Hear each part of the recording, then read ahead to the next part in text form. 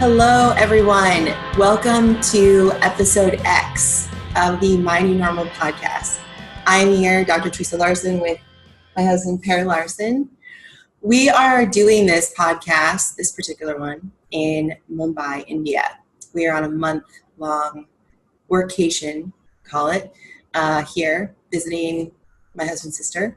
And what better time to introduce this new podcast that we're putting on our Movement RX platform.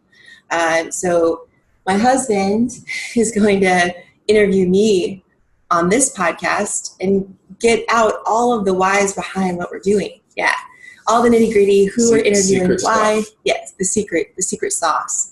So for all of those who are new to listening to this channel, want to know more about it, this is the podcast.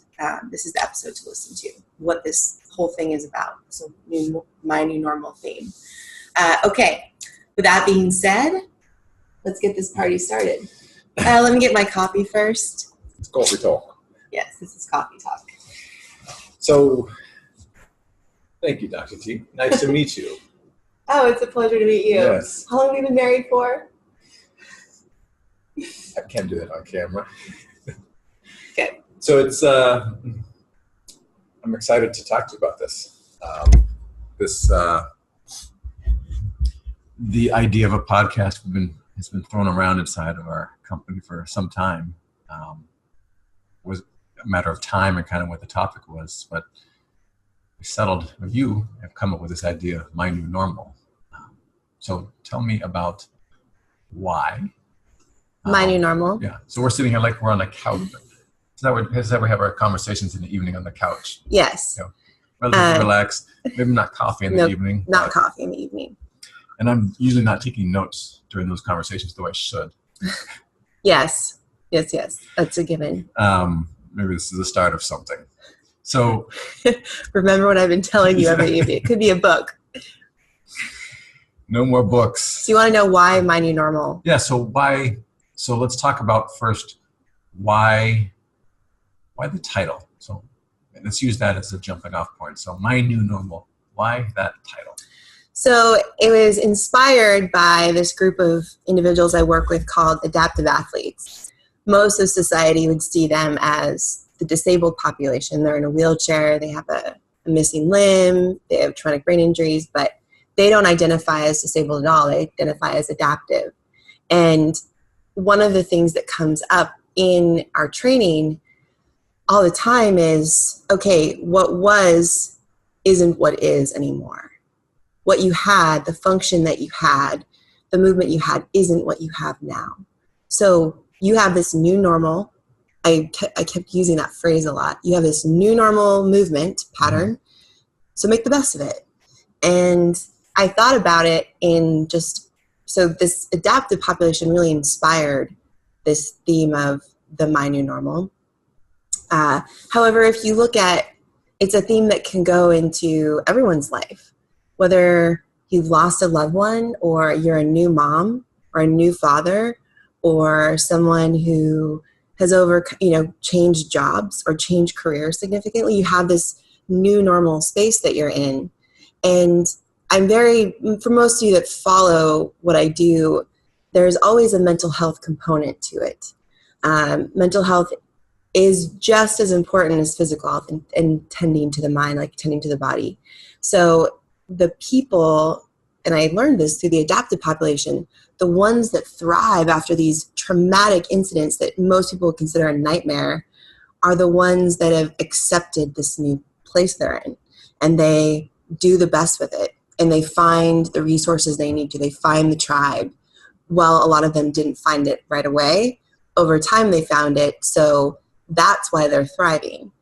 It's all too often we see in society that people like new moms who want their old bodies back, individuals who are injured who want, maybe in their 30s, want to be as physically fit as they were in their 20s.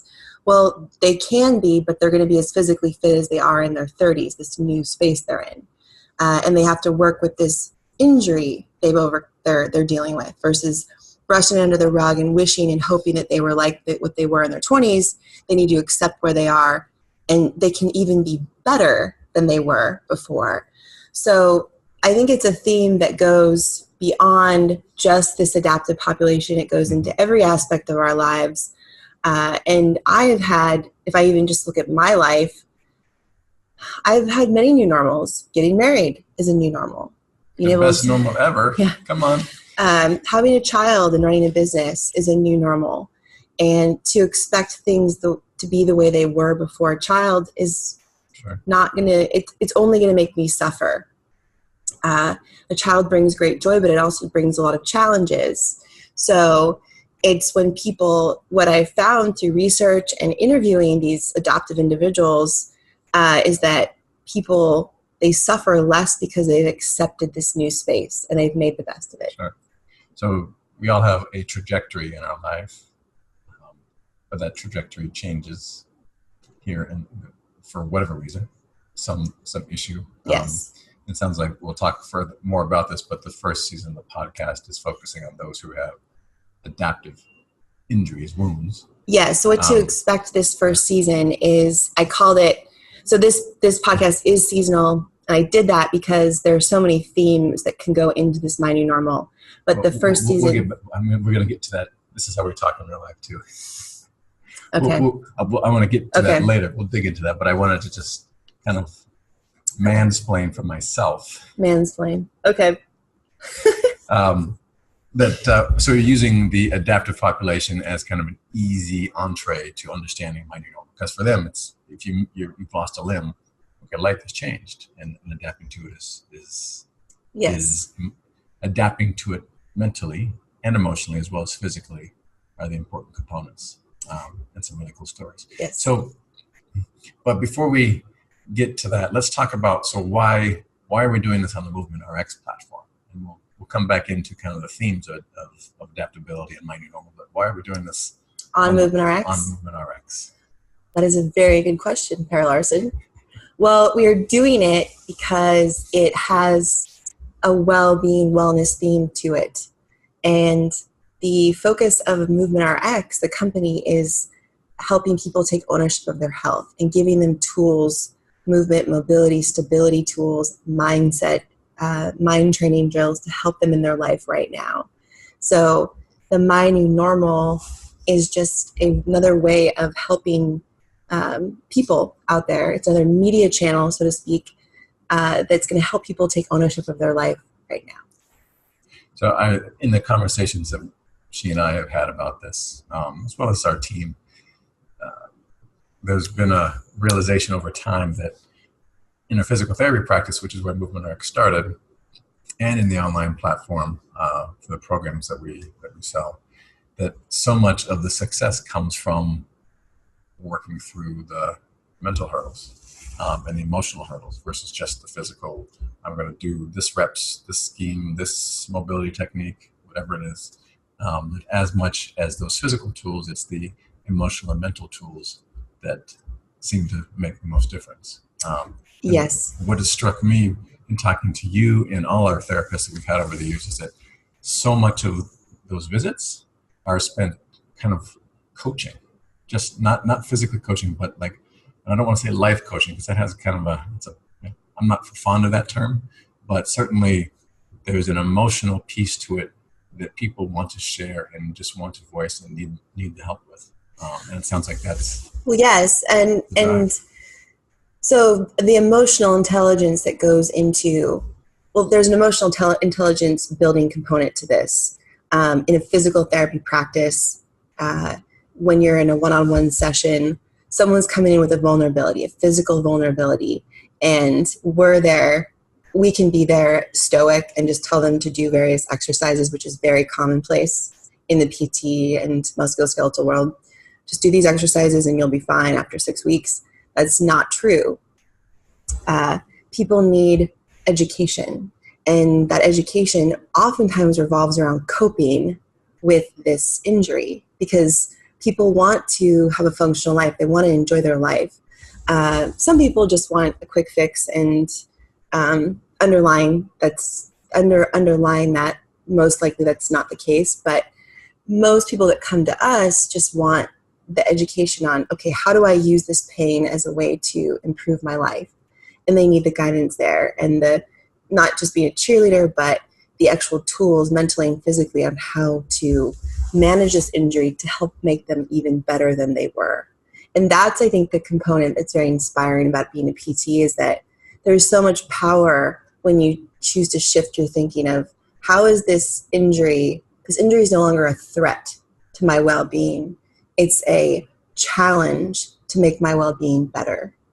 And that is a really powerful shift when people think like that.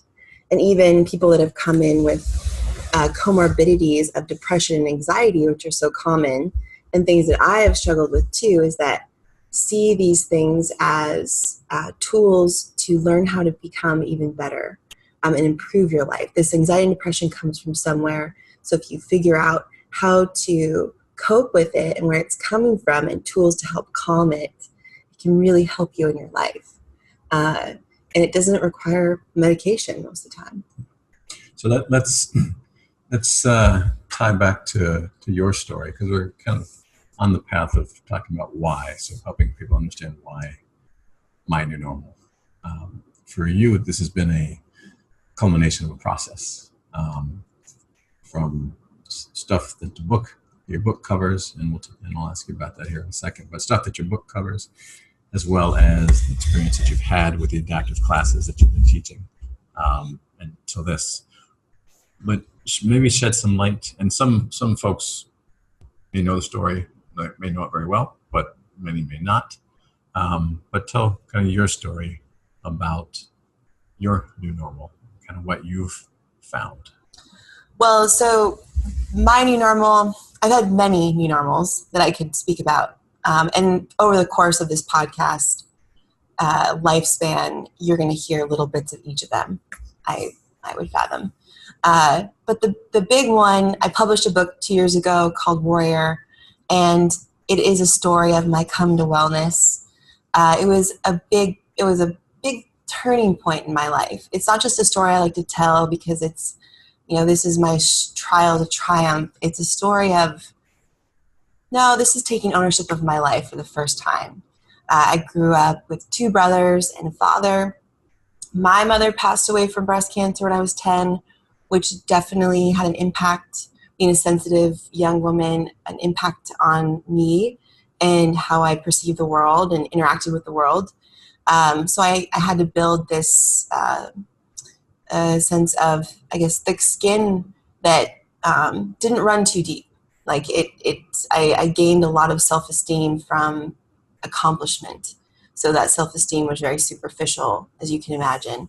And it led to, I accomplished a lot of things in sports and even in academics, which was very pleasing to my father, but it also caused me to rely on winning and accomplishments for feeling good about myself.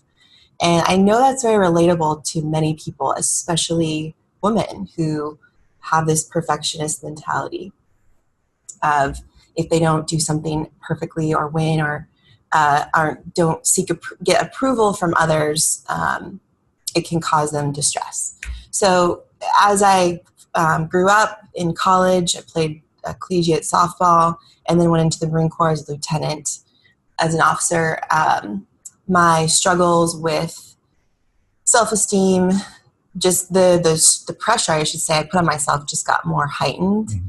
And I was more fearful. I remember hearing a similar story, not with what I struggled with, but from Carolyn Paul, who was the first female firefighter in San Francisco, who expressed her fear of letting down her fellow firefighters than actually taking care of herself. And I felt the same with my Marines and my teammates. It's like I felt more fear of letting them down than actually the fear of letting myself go or being sick. Mm-hmm. And I had to appear and look perfect. And so that you can imagine going from softball, collegiate athlete, where, we're Division I, we're in the Big East, we're always vying for the first place, to the, okay, now we're going to war. And there's all of this pressure of being a 22-year-old young lieutenant, which I joined the Marine Corps for that reason. But I ended up developing an eating disorder called bulimia that really took over, and it took over my psyche. And now what I know about the mind is there's a conceptual mind that it's not a big space in our mind, but when you have disorders like this, anxiety, depression, poor coping skills such as eating disorders or other addictions, it like literally floods this conceptual mind and doesn't allow you to see, to enjoy the vastness of who you are. And so it clouds everything. And so as a young lieutenant, much as I performed really well in the field, even in Fallujah, Iraq, there was this demon inside of me that like wouldn't let myself be okay. And so I used bulimia as a way to cope with the stress I was feeling. And so eventually I realized, okay, I didn't want to admit I had a problem, because if I admitted I had a problem, then my career was probably done. And this was back in 2005. So I had to kind of come to grips with, okay, if I know I'm really sick, I know that this is going to affect someone if I continue down this road. Like, I'm at war. I'm searching for landmines and running convoys and picking up female insurgents and returning. I'm not like doing desk jobs. If my malnutrition and my lack of attention to detail and focus is affecting me, then one day it's going to hurt someone else. And I would not be able to live with myself if I didn't ask for help. Yeah. So I ended up asking for help, and then basically my recovery unfolds from there. For those of you that have followed Warrior, if you want to read more about it, there is a book. It's a book on Amazon. It was published by HarperCollins. And it goes into basically that come to wellness from asking for help. My life just got harder. But in the end, time did heal me, and time and attention to what I needed to do to be a better person and be a more whole person did happen. But it took time, and I would not be where I am today with as much passion and persistence with what I do had I not gone through that. Yeah. So there's a lot of gifts that I learned from that story, from that experience. I don't wish it upon anyone, but I do know people out there. I do know that story very much relates to many, whether you're a male or female, whether you have an eating disorder or not, that struggle with, I'm too scared to ask for help. I struggle, I don't know. I struggle with anxiety, depression, or maybe you have an addiction, but you haven't asked for help because you're afraid of what people think. Well, unfortunately, not everyone's going to like you and appreciate you or what you do. However, there are people that do.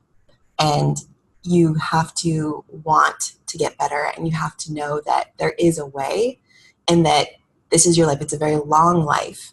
And so the people that don't care and that don't appreciate you will go away over time, and the people that do will stick by your side. I guess that's what you said, that just there is kind of, it's part of finding your new normal, is yes, jettisoning the folks that are getting in the way of that and finding folks that help. But so in the book kind of talks about come to wellness, and we'll get to some tools here in a second, but just if I might opine briefly on the experience with someone who has suffered from bulimia. I think growing up as a male in America, it's stereotypically think that, come on, it's just, I understand, I don't understand. I really didn't understand. Being married to you and seeing, not knowing you during that time, but seeing that process and that those tools have to continue, because it's not, you mentioned heal, it's healing to me is a spectrum, and what I've observed with you and what we've talked about relative to the eating disorder as a way of coping that gets transferred into some other way of coping later on. No longer bulimic, but there are still those same struggles that pop up. And so the tools that you need to use you need to do those consistently over time. Yes. So that's your new normal. Yes. Right? There's no we're good. It's a continual process. So let's talk then about those tools that you started with and kind of how those manifest today, even though there's no act of bulimia currently. but there's still a need to utilize these tools to maintain it's still your new normal. Yeah, so the key is no one ever just arrives. And that's something I've learned, is that while I am thankfully a recovering bulimic, recovering from bulimia, I still struggle with some of the same thoughts. They will come up, transient thoughts that can make us sick. Anyone who's listening can relate to that, just the poor thinking patterns that we can have at times based on triggers. And so it's the tools I learned over the years from therapy, and then from me seeking out various kinds of therapies and reading and researching on my own. Some of the tools that have very much helped me maintain and improve my mental health is, one, functional fitness. Not abusing exercise anymore, but using it as a tool to calm my physiology. I enjoy CrossFit, I enjoy yoga, I enjoy just doing straight up simple bodybuilding type exercises, not for shows, but for just strengthening my body. I enjoy doing mobility work, soft tissue work on my own with lacrosse balls or yoga tune-up balls. I really believe in the power of touch and movement. Those tactile things really help calm what I've found and researched, one's physiology, which means there's less tension you hold in your body, and which means your mind won't race as fast. And so the things that you are so heightened and focused on become less important in that conceptual mind space, because it takes you away from that spiral. So that is one tool. Is I don't train 6 or 7 days a week like I used to, twice a day, which sometimes when I think about it, I'm like, I really did that. Mm-hmm. Now it's 3 to 4 times a week, and some kind of mobility every day. Not always with tools, but maybe it's just stretching. Maybe it's just rolling with the ball. But movement-wise, in terms of strength training and conditioning, it's 3 or 4 days a week. The other tool that I use is breath work. But it's a specific kind of breath work called a grounding practice that I learned through a mindfulness-based meditation coach. And through that, it taught me so that's another tactile tool that helps calm my physiology. Because what I found is that these triggers that you get from thought, email, person can cause tightening in your body. And when I became aware of that excessive tightening and learned that through biofeedback to calm that tightening, that thought trigger was less important in my mind. So breath work is a really simple thing that I have added into my days. Sometimes it's a 20-minute meditation in the morning. Sometimes it's simply I'm in the car and I'm focusing on counting my breaths, and nice, long, and slow breaths. And research even shows people with anxiety and depression have excessive tightening of the pelvic floor and poor breathing patterns. So a big part of my physical therapy practice has been diving into treating those things first for people, because everyone struggles with the diaphragmatic breathing, the pelvic floor tightening. And I found it to be very rewarding, because for me I used to be scared of being alone with my mind. I didn't want to be alone with my mind. I didn't want to think, because when I think, my mind can go out of control, would go out of control. But we need mind training. In the reading I've done, we need mind training just like we need physical fitness. But through physical fitness, through this tactile world, touch, movement, breath work, deep breath work, that actually helps calm the mind. That is part of mind training. But you have to be consistent with it. So it's not like I can't get away with, I'm going to do meditation or breath work once a month, or I'm going to do movement once a month. That will take its toll on me over time, and I will start to get caught up in these downward spiral effects. Now that I'm years away from years in recovery, I am much more aware of these triggers and what they can do, and the fact that they come and go because they're transient, but I still know that consistency will keep me kind of on the above the line thinking, which I need to do to be a good health professional and business owner. So so the breath, we've talked about this in our company. The breath seems to be the way to connect the neuroendocrine systems as well as your physiologic systems. So using the breath in both directions to body work plus breath to help your thoughts and how your mind, as well as mindfulness and breath work to help the physiology. Yeah, so using breath work as a way for performance, if you breathe efficiently, you're going to get more oxygen in, which means more productivity, both in the workplace and in the gym, but also a more stable spine. And so when you do focus on it, it helps you focus in on what the task at hand that you're doing, a squat, a paper you're writing, whatever it is. And then breath work for meditation purposes, that's almost a little bit harder because you're not doing anything but sitting on the ground or laying down and breathing. So your mind wants to just fly everywhere, but you constantly have to bring it back. So you need both. That is something that I have found I need both in my weeks. So let's talk about, I want to get into it, your typical day in this new normal and using these tools. But let's first talk about triggers for a little. And we all have triggers, we all have issues, but we're talking about your recovery from bulimia and kind of how some of those same pressures get manifested today, be it not bulimia, just in other ways. In my time with you, I've seen you learn that there are different triggers that you have to be mindful of. So let's maybe share a little bit about what triggers have you found are your personal ones. And they may relate to folks watching or they may not, but the concept is that there are things out there there are triggers. Well, I think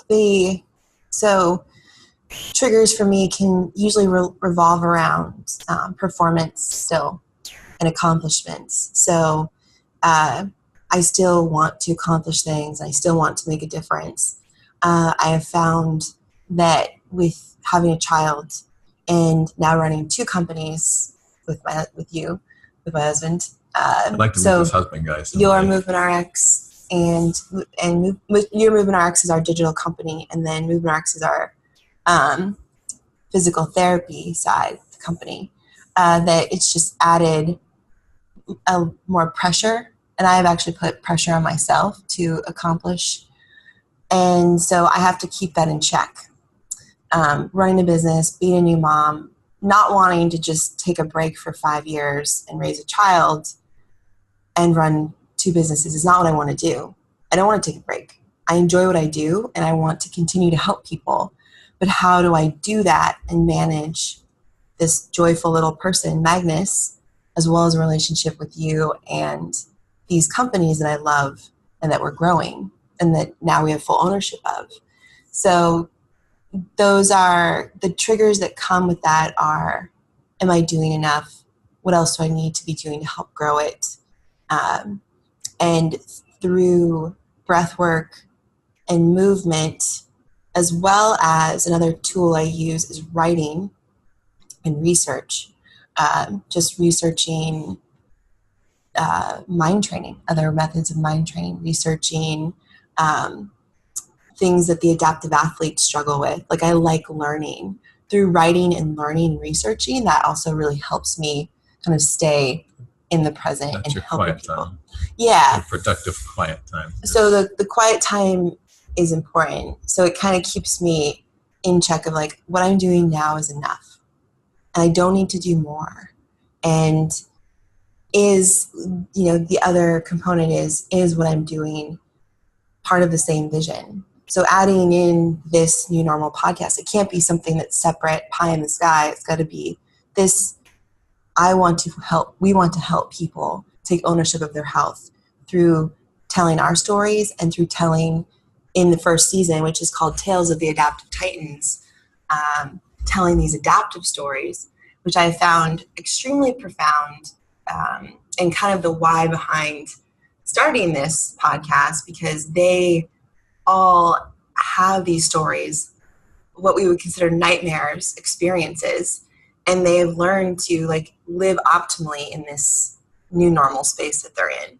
And so for me, as I'm still navigating this new normal and still learning better tools and ways to stay consistent and be inspired, I've taken a lot of energy and strength from them, which is why I wanted to start the first season with them.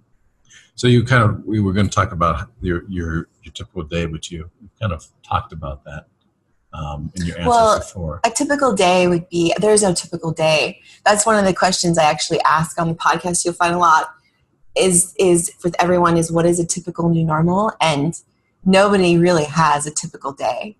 And that's what's kind of exciting, is that there are things I get in every day: movement, breath work, I eat, and there's work that I do, but it doesn't look the same every day. I don't have a 9-to-5 job.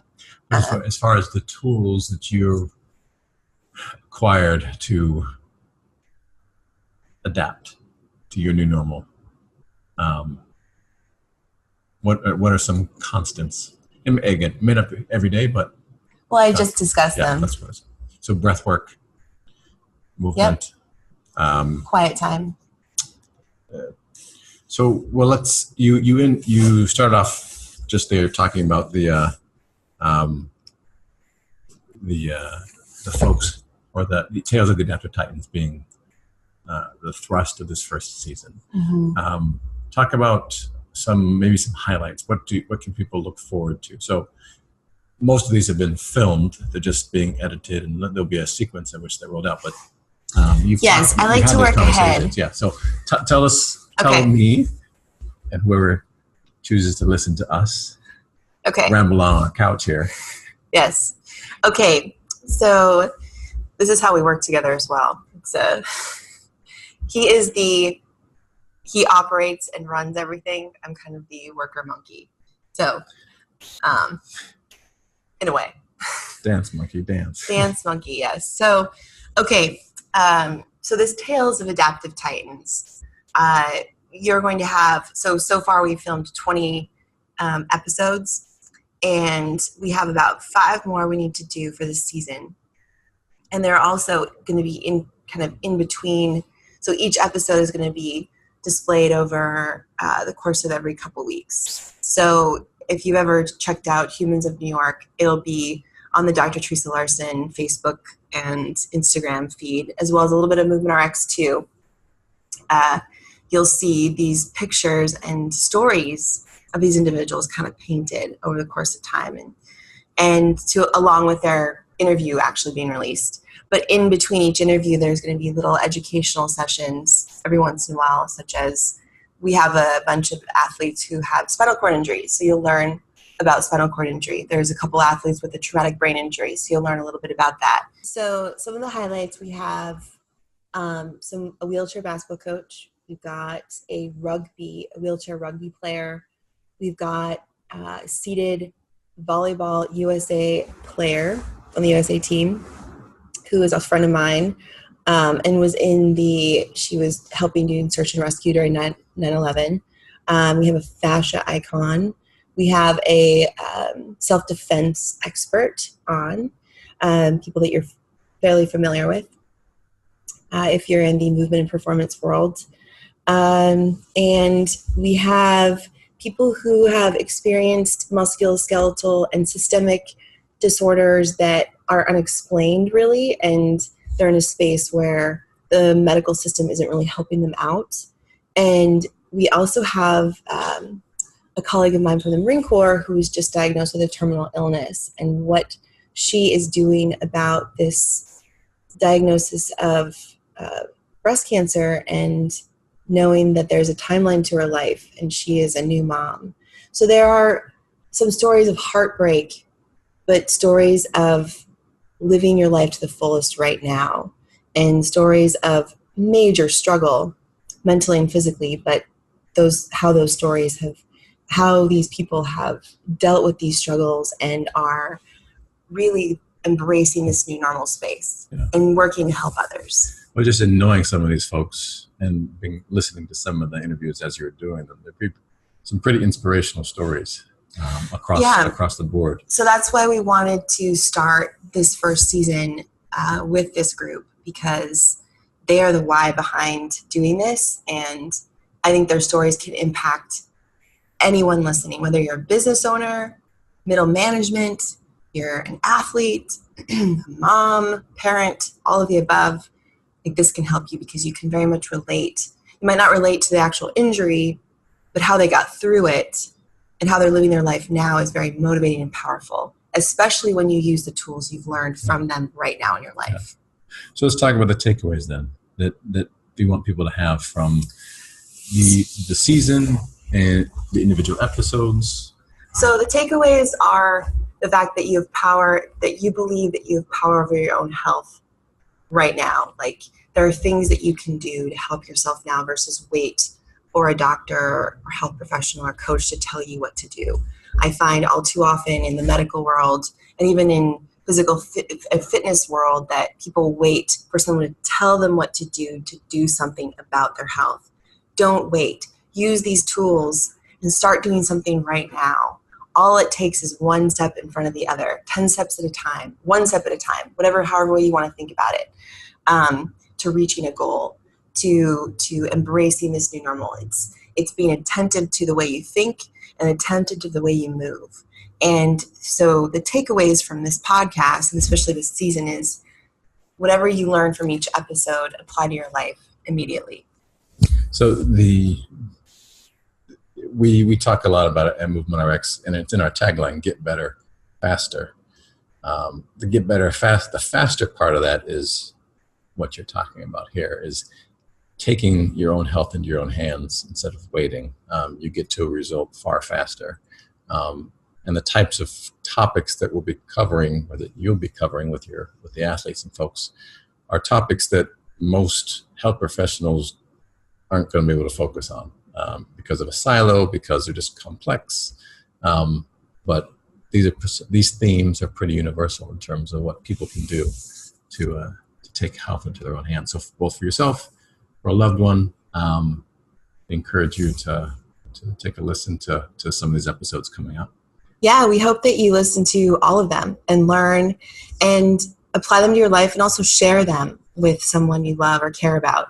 So that's the power of making this movement grow, is sharing. And the other component to this is that while these tools are going to help you right now, we also offer programs through Movement RX that can help you as well. If you're dealing with a musculoskeletal injury that results in low back pain, shoulder pain, knee pain, we have those programs readily available that are very healing, very focused on movement, mobility, mindset, stability, and you can find those on movementrx.com. And we also have, for the adaptive athletes and coaches out there who want to coach them, a course called Functional Training for the Adaptive Athlete, which is also on movementrx.com. So we ask that, biggest things, subscribe, listen to this, share, please. And if you find that this podcast is really helpful, please write a review on iTunes. We would love it. And then email us. That would be great. I'd love to hear from you. My email is Theresa, Theresa.Larson, Larson, @movement-rx.com. Well, this is my first time hosting, so I have to ask the guest boss, is there anything else that you would like to add before we break? No, I think that we covered a lot. You guys got an idea of what my new normal looks like. And I have a whole new plethora of them now with a new baby and a couple businesses, and I'm navigating the challenges and successes of that. So as we roll out these seasons, you're going to get more insights into that. And as we're living abroad for a month, we're going to be doing this again, what that's like. But ultimately, this podcast needs to be motivating and inspiring for people to take action in their life now. And that's the whole premise behind this. So there's nothing like you applying it right now and sharing it with someone you love. All right, thank you. Thank you. Thank you, Chris.